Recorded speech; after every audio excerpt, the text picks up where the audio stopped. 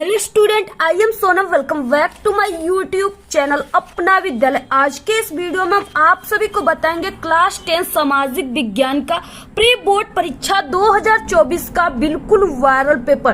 ठीक है, ये जो पेपर है यानी अब तक जितने भी स्कूल और कॉलेज में प्री बोर्ड एग्जाम हुआ, बिल्कुल यही सोशल साइंस क्लास 10th का प्री बोर्ड का पेपर आया था। ठीक है, तो यानी कि ये जो पेपर है बिल्कुल वायरल है। सभी स्कूल और कॉलेज में बिल्कुल यही पेपर आ रहा है। ये पेपर बिल्कुल वायरल हो चुका है। ठीक है, इस पेपर में जितने भी क्वेश्चन है बिल्कुल वायरल क्वेश्चन है और कंटिन्यू आप सभी के एग्जाम में आने वाले क्वेश्चन है। बहुत ही मोस्ट इंपॉर्टेंट क्वेश्चन इस पेपर में है। ठीक है, और पूरा यानी आप सभी का जो प्री बोर्ड एग्जाम होता है उसमें आपके पूरी किताब से क्वेश्चन होते हैं। तो इस जो पेपर है ये इसमें पूरे किताब से क्वेश्चन है। ठीक है, और आप सभी का भी प्री बोर्ड पेपर बिल्कुल 100% यही पेपर आएगा। ठीक है, ऐसा ही पेपर आएगा।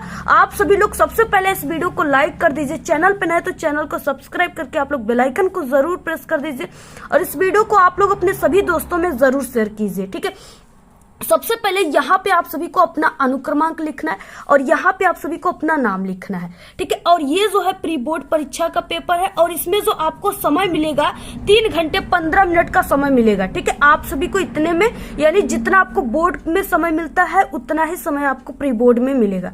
और यहाँ पे आपका पूर्णांक 70 का रहेगा। अगर आप लोग पूरे के पूरे इस पेपर को मात्र तैयार करके चले जाओगे तो आप लोग पूरे के पूरे सामाजिक विज्ञान में SST में 70 में 70 छाप कर आओगे। ठीक है, बिल्कुल धुआं उड़ा कर आओगे आप सभी लोग। यहाँ पे सबसे पहले देखिए कुछ निर्देश दिए हैं, जैसे 15 मिनट प्रश्न पत्र को पढ़ना है। इसमें 2 खंड है, 20 ऑब्जेक्टिव क्वेश्चन है इसमें। ठीक है, पहले खंड अ में जिसका आंसर OMR सीट पे आप सभी को देना है। बाकी इसमें मानचित्र भी है, आप सभी को कैसे भरना आगे हम आप सभी को भर के बताएंगे। सबसे पहले यहाँ पे खंड अ है, बहुविकल्पी क्वेश्चन, 20 ऑब्जेक्टिव क्वेश्चन इस तरीके से।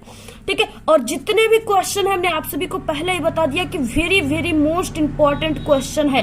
ठीक है, जितने क्वेश्चन है आप सभी लोग देख सकते हो। पहला क्वेश्चन क्या है, जर्मनी के एकीकरण में मुख्य भूमिका किसकी थी। ठीक है, तो जर्मनी के एकीकरण में मुख्य भूमिका किसकी थी, ऑप्शन 4 है। ठीक है, Giuseppe Garibaldi, Napoleon, Otto von Bismarck और विलियम प्रथम। तो यहाँ पे जो ऑटो वन बिस्मार्क है इनको जर्मनी के एकीकरण का जनक कहा जाता है। ठीक है, इन्होंने भूमिका निभाए थे। ऑप्शन यहाँ पे क्या है, सी राइट है।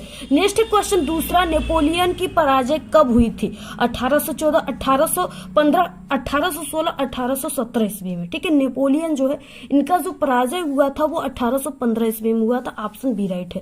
तीसरा क्वेश्चन है, बहुत ही इंपॉर्टेंट क्वेश्चन है। ठीक है, क्या है कि राष्ट्रवाद का प्रारंभ सर्वप्रथम किस देश में हुआ। बहुत ही इंपॉर्टेंट क्वेश्चन है, इंग्लैंड, अमेरिका, फ्रांस या रूस। तो सर्वप्रथम राष्ट्रवाद का प्रारंभ फ्रांस में हुआ। ठीक है, तैयार कर लो आप। देखिए सभी क्वेश्चन वेरी इंपॉर्टेंट है और ये नहीं कि क्वेश्चन ये आपके सिर्फ प्री बोर्ड के लिए ही काम आएंगे। ठीक है, अगर आप सभी लोग इन सभी क्वेश्चन को तैयार कर लिए तो आप सभी का बोर्ड एग्जाम में भी ये सब क्वेश्चन आएंगे। ठीक है, क्योंकि प्री बोर्ड एग्जाम जो बिल्कुल बोर्ड की तरह रहता है। अगर आप सभी लोग इस पूरे पेपर को तैयार कर लेते हो तो 100% की आपको, ठीक है, यानी 100% तो आपके प्री बोर्ड में आएगा। लेकिन हम आप सभी को बता दें कि इस पेपर में से 100% में से, ठीक है, यानी कि आप सभी को बता दें कि 60 से 70% क्वेश्चन आपके बोर्ड में भी आ सकते हैं। ठीक है, आएंगे भी, इसलिए आप सभी लोग इसको बहुत ही ध्यान से समझे, इस पेपर को बहुत इंपॉर्टेंट। चौथा क्वेश्चन है, आर्थिक महामंदी का प्रारंभ कब से हुआ। ठीक है, 1928, 1929, 1930, 1932। तो आर्थिक महामंदी का जो प्रारंभ हुआ था वो 1929 ईस्वी को हुआ था। ठीक है, इसमें यानी जब महामंदी आई थी देश में गरीबी आ गई थी और सबसे ज्यादा यानी जब जो भी वस्तुएं थे उनके मूल्य में, ठीक है, दाम में उनकी गिरावट आ गई थी और सबसे ज्यादा घाटा जो लगा था वो किसानों और मजदूरों को लगा था। ठीक है, यानी कृषि क्षेत्र में सबसे ज्यादा घाटा लगा था। ठीक है, तो यहाँ पे क्या है, इस तरीके से आपको इसको शॉर्ट और लॉन्ग क्वेश्चन दोनों इसका आता है, ये भी आपको तैयार कर लेना है। नेक्स्ट 5वां क्वेश्चन, निम्नलिखित में से कौन सा संघीय सूची का विषय है। ठीक है, यानी इसमें से विषय है पूछ रखा है। देखिए इस ऐसे कई क्वेश्चन आते हैं, इसी से रिलेटेड रहते हैं। ठीक है, आपको इसमें कंफ्यूजन नहीं होना चाहिए। यहाँ पे देखिए रक्षा है, कृषि है या व्यापार है या शिक्षा है। ठीक है, तो ये जो है यानी संघीय सूची में आने वाला जो है वो व्यापार है, बिजनेस है। ठीक है, ऑप्शन सी राइट है। नेक्स्ट है, भारत में केंद्र शासित राज्यों की संख्या कितनी है। देखिए भारत में अब जो है केंद्र शासित राज्यों की संख्या वो टोटल 8 हो गई है। ठीक है, यहाँ पे ऑप्शन सी राइट है। नेक्स्ट है यहाँ पे 7वां क्वेश्चन, कोयला निम्नलिखित में से किस प्रकार का संसाधन है। ठीक है, अजैव संसाधन है, प्रवाह संसाधन है, अनवीकरण योग्य संसाधन है या नवीकरण योग्य संसाधन है? तो कोयला यहाँ पे अनवीकरण योग्य संसाधन होता है। ठीक है, ऑप्शन सी राइट है। 8वां क्वेश्चन है, निम्नलिखित में से कौन सी एक खरीफ की फसल है? खरीफ की फसल पूछ रखा है। ठीक है, गेहूं, सरसों, धान या चना। तो यहाँ पे देखिए जो धान है ये खरीफ की फसल है। ठीक है, ऑप्शन नंबर यहाँ पे क्या है? सी राइट है। खरीफ मतलब जाड़े की फसल। ठीक है, रबी की फसल यहाँ पे नहीं पूछ रखा है। इसके बाद नेक्स्ट है यहाँ पे 9वां क्वेश्चन, निम्न में से कौन सा भारत में प्रमुख परिवहन संसाधन है? यानी सबसे ज्यादा जो है प्रमुख कौन सा ऐसा संसाधन भारत में है? ठीक है, जिससे लोग ज्यादा यात्रा करते हैं, जिससे ज्यादा लोग यूज करते हैं। ठीक है, सामानों में लाने में, ये सब में। तो यहाँ पे रेल परिवहन है, सड़क परिवहन है, या पाइपलाइन है, या वायु परिवहन है? देखिए सबसे ज्यादा जो है वो रेल परिवहन है। ठीक है, सबसे ज्यादा लोग यानी ट्रेन से यात्रा करते हैं, रेल परिवहन से यात्रा करते हैं। तो ऑप्शन यहाँ पे ए राइट है। नेक्स्ट है, निम्नलिखित में से किस वस्तु का निर्यात भारत से नहीं होता? यानी किस वस्तु का निर्यात भारत से नहीं होता?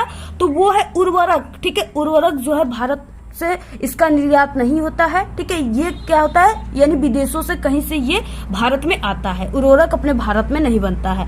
नेक्स्ट है यहाँ पे 11 क्वेश्चन, निम्नलिखित देशों में से, ठीक है, मानव विकास सूचकांक यानी HDI के लिहाज से किस देश की स्थिति जो है अन्य देश से बेहतर है? ठीक है, बांग्लादेश, नेपाल, पाकिस्तान या म्यांमार? ठीक है, तो कहाँ के देश से बेहतर है? वो बांग्लादेश। ठीक है, बांग्लादेश जो है वो अन्य देशों से, इन सभी देशों से इसका जो यहाँ पे सूचकांक है, ठीक है, वो अन्य देशों से बेहतर है। 12 क्वेश्चन है, निम्नलिखित में से कौन सी रेशेदार फसल है? रेशेदार फसल। ठीक है, रेशेदार फसल का मतलब जिससे वस्त्र बनते हैं। ठीक है, जो भी है यानी वस्त्र वगैरह ये सब बनता है, कपड़े। तो यहाँ पे क्या है, कौन सा है? चाय से तो बनेगा नहीं, गन्ना से भी नहीं बनता है, रबर से भी नहीं बनता है, जूट से बनता है। ठीक है, तो यहाँ पे ऑप्शन नंबर सी राइट है। नेक्स्ट 12 क्वेश्चन, विश्व व्यापार संगठन का मुख्यालय कहाँ स्थित है? ठीक है, न्यूयॉर्क में, पेरिस में, जिनेवा में या ओटावा में? ठीक है, कहाँ पे स्थित है? तो वो जिनेवा में स्थित है। ऑप्शन सी राइट है। निम्नलिखित में से किसे गोल्डन फाइबर के रूप में जाना जाता है? कपास को, जूट को, चांदी को, ठीक है, या दूध को? तो यहाँ पे जूट जो है इसको गोल्डन फाइबर के रूप में जाना जाता है। नेक्स्ट है यहाँ पे 14 वर्ष 2021 में हुए चुनाव का किस दल ने बहिष्कार नहीं किया था? ठीक है, तो यहाँ पे यानी कि जो ये है जस्टिस पार्टी, ये बहिष्कार नहीं किया था। लोकतंत्र में किसके आधार पर निर्णय लिया जाता है? किसके आधार पे? वार्तालाप, विचार विमर्श, वाद विवाद या ये सभी के अनुसार? ठीक है, तो यहाँ पे ये सभी यानी वार्तालाप के अनुसार भी, विचार विमर्श भी, वाद विवाद के मामले में भी। तो ऑप्शन डी राइट है। नेक्स्ट 16 क्वेश्चन, लोकतंत्र में सरकार का गठन किस प्रकार होता है? फलदान के द्वारा, मतदान के द्वारा, श्रमदान के द्वारा, ठीक है, या रक्तदान के द्वारा? तो देखिए मतदान के द्वारा होता है लोकतंत्र में। ठीक है, यानी जो भी होता है प्रधानमंत्री का चुनाव, ठीक है, या किसी भी मुख्यमंत्री का चुनाव, तो ये मत के अनुसार ही होता है। जो 18 वर्ष के ऊपर है वयस्क, ठीक है, नागरिक, वो जाकर के मत देते हैं, जो कि जो भी जिसका अधिक जिसको मतदान दिया जाएगा वही क्या होता है, यानी सरकार उसी का बनता है। तो इस तरीके से ऑप्शन बी राइट है। नेक्स्ट 17 क्वेश्चन, विश्व में दालों का सबसे बड़ा उत्पादक, ठीक है, यानी जो दाल होता है ना, दाल, अरहर का दाल हो गया, चने का दाल, मसूर का दाल, ठीक है, इस तरीके से दालों का सबसे बड़ा उत्पादक और उपभोक्ता देश कौन सा है? चीन है, जापान है, भारत है या अमेरिका है? ठीक है, तो सबसे ज्यादा जो होता है अपने भारत में होता है। ठीक है, ऑप्शन यहाँ पे सी राइट है।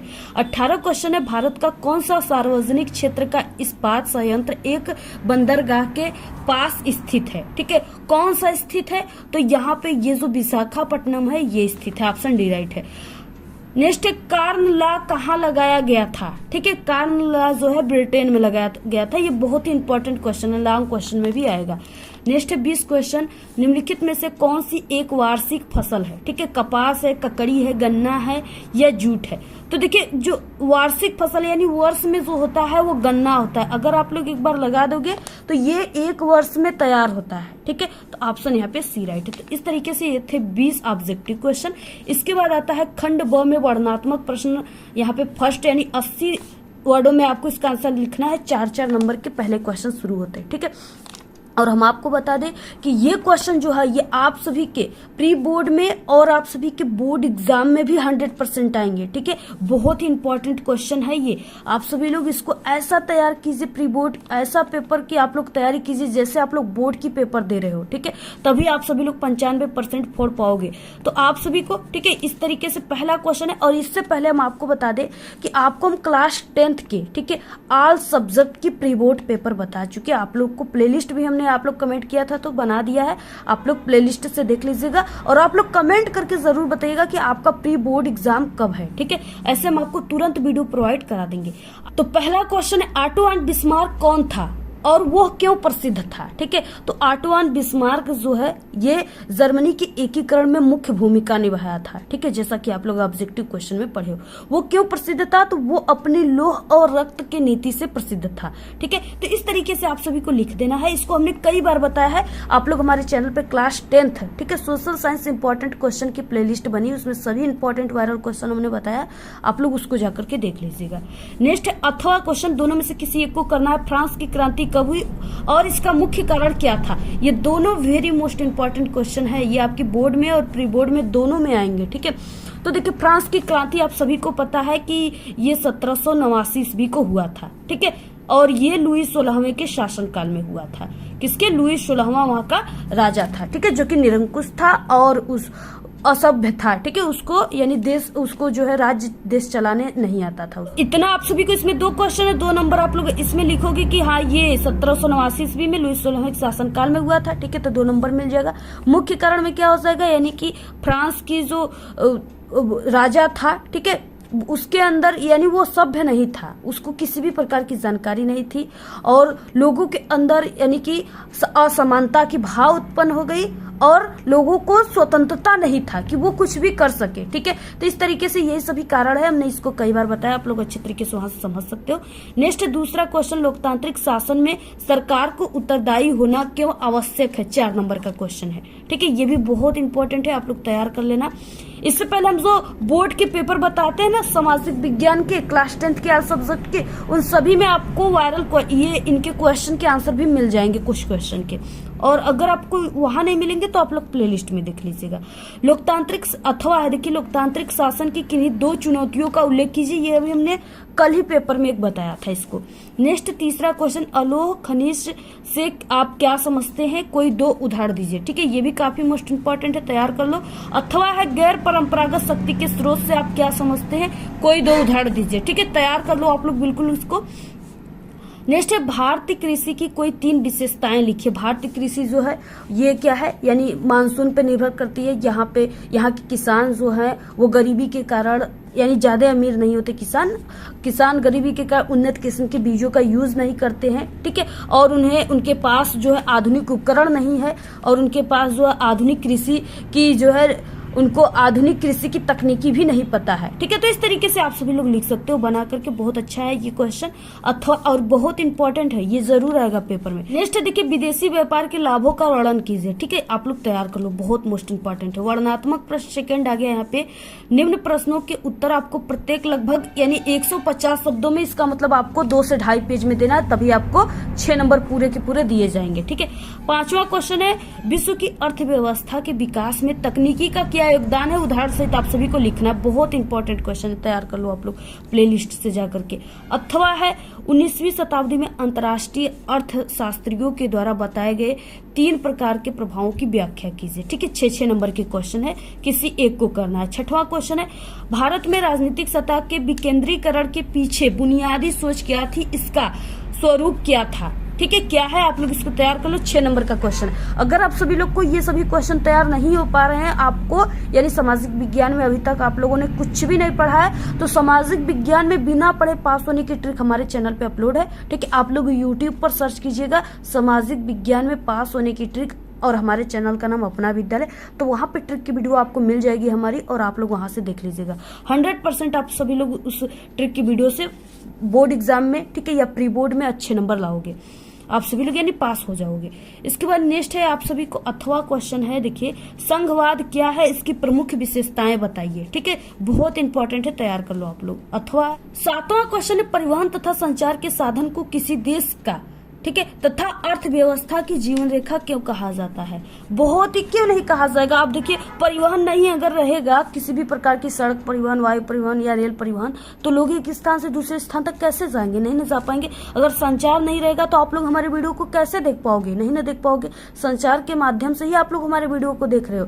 अगर स्मार्टफोन नहीं होता, मोबाइल नहीं होता, तो आप लोग हमारे वीडियो को देख नहीं पाते। ठीक है, तो आप समझिए कि कितना हमारे जीवन के लिए इंपॉर्टेंट है संचार और परिवहन। ठीक है, यही सब आपको लिखना है बनाकर बस। नेक्स्ट अथवा क्वेश्चन, अंतर्राष्ट्रीय व्यापार की बदलती प्रवृत्तियों का उल्लेख कीजिए। ठीक है, बहुत ही इंपॉर्टेंट है, इसको तैयार कर लो। तीसरा जो वेरी वेरी मोस्ट इंपॉर्टेंट है, ठीक है, ये क्या है यहाँ पे कि मृदा अपरदन से आप क्या समझते हैं? ये आपके बोर्ड में भी 6 नंबर का जरूर आएगा और आपके प्री बोर्ड में भी आएगा। ठीक है, मृदा अपरदन से आप क्या समझते हैं? मृदा अपरदन के लिए उत्तरदायी किन्हीं 3 कारणों को आप सभी का उल्लेख करना है। अथवा क्वेश्चन, भारत में उपभोक्ता आंदोलन का आरंभ करने के लिए उत्तरदायी कारणों का उल्लेख कीजिए। ठीक है, बहुत मोस्ट इंपॉर्टेंट क्वेश्चन है, बहुत आप लोग बिल्कुल इसको रट्टा मार लीजिए, तैयार कर लो। आप सभी लोग तैयार करके ही आप लोग प्री बोर्ड एग्जाम देने जाइएगा। ठीक है, पक्का आप सभी के पेपर में यही क्वेश्चन आएंगे सभी। अब देखिए, मानचित्र संबंधित प्रश्न, ये आप सभी के 10 नंबर का आता है। देखिए, 9 का ए और 9 का बी दिया हुआ है। ठीक है, पहला क्वेश्चन, और आपको यहाँ पे यानी अगर आप सभी लोग इसका आंसर सही लिखते हो तो आधा नंबर, और मानचित्र में सही भरते हो तो आधा नंबर। टोटल आप सभी को 5 नंबर का ये है, 5 नंबर का ये। ठीक है, यानी आधा प्लस आधा 1-1 नंबर का पर क्वेश्चन है। तो देखिए, पहला क्वेश्चन है वो स्थान जहां 1927 में कांग्रेस का अधिवेशन हुआ था। ठीक है, तो ये चेन्नई में हुआ था, यानी मद्रास। ठीक है, तो इस तरीके से यानी मद्रास के चेन्नई में। ठीक है, इसके बाद नेक्स्ट वो स्थान जहां किसान सत्याग्रह हुआ था। ठीक है, तो ये चंपारण में हुआ था। इसके बाद नेक्स्ट क्वेश्चन है यहाँ पे वो स्थान जहां दिसंबर 1920 में कांग्रेस अधिवेशन हुआ था, तो ये नागपुर में हुआ था। ठीक है, वो स्थान जहां सूती मिल श्रमिकों का सत्याग्रह हुआ था, तो ये अहमदाबाद में हुआ था। आप लोग इसको नोट कर लो बिल्कुल। ठीक है, वो स्थान जहां सर्वप्रथम नमक बनाया गया था, तो यानी गुजरात के दांडी में। इसके बाद नेक्स्ट है यहाँ पे गुजरात में बनाया गया था। ठीक है, पश्चिम घाटी के गुजरात में। नेक्स्ट है निम्नलिखित को भारत के दिए गए मानचित्र में दर्शाना है। आपको गुजरात का राजधानी आप सभी को दर्शाना है चिन्ह के साथ। ठीक है, गुजरात की राजधानी क्या है? गांधीनगर है। ठीक है, तो आपको गांधीनगर को क्या करना है? दर्शाना है। और आप सभी को हम बता दें कि यहाँ पे हम आपको मानचित्र भरना नहीं बता रहे हैं। मानचित्र भरने की एक अलग से वीडियो बन चुकी है हमारे चैनल पे, बहुत ही अच्छी ट्रिक हमने बताया है। ठीक है, आप लोग उस वीडियो को जरूर देख लीजिएगा। यूट्यूब पर सर्च कीजिएगा आप लोग मानचित्र कैसे भरे अपना विद्यालय, तो वहां पे हमारी वीडियोज आ जाएंगी। नेक्स्ट है एक खनिज तेल शोधनशाला केंद्र चिन्ह के द्वारा आप सभी को दर्शाना है। ठीक है, तो यानी कि वो है जामनगर। जामनगर जो है ये खनिज तेल संशोधन है। ठीक है, कौन सा? जामनगर। नेक्स्ट है लो इस्पात संयंत्र का एक केंद्र आप सभी को दर्शाना है इस चिन्ह के द्वारा, तो वो है दुर्गापुर। दुर्गापुर जो कि कहाँ पे है? पश्चिम बंगाल में। एक प्रमुख पतन यानी बंदरगाह आप सभी को इस चिन्ह के द्वारा दर्शाना है, तो वो है विशाखापट्टनम।